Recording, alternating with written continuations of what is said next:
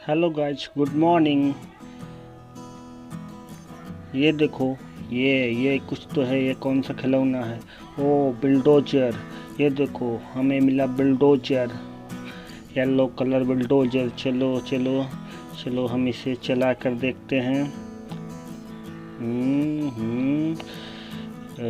ये ढचा। और क्या है देखते हैं। ये वाटर टैंकर। वाटर टैंकर, छोटा सा लिटिल सा वाटर टैंकर। ये भी चला के देखते हैं। ये गया। और क्या है इसमें, ढूंढते हैं क्या है। ओ, एक येलो कलर और जेसीबी। कितनी प्यारी जेसीबी। इसे भी हम चला के देखते हैं। ये पिप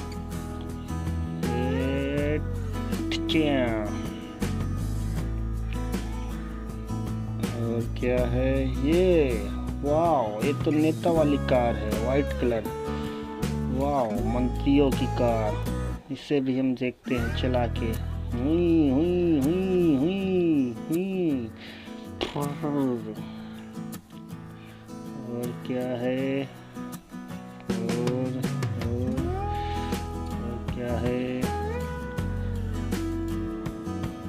ये क्या मिला। ये Jaipur golden blue colour truck, dump truck, छोटा सा। इसे भी हम चलते हैं। ये भी गया, ये ढचिया। और कुछ देखते हैं मिलता है कि नहीं, देखते हैं।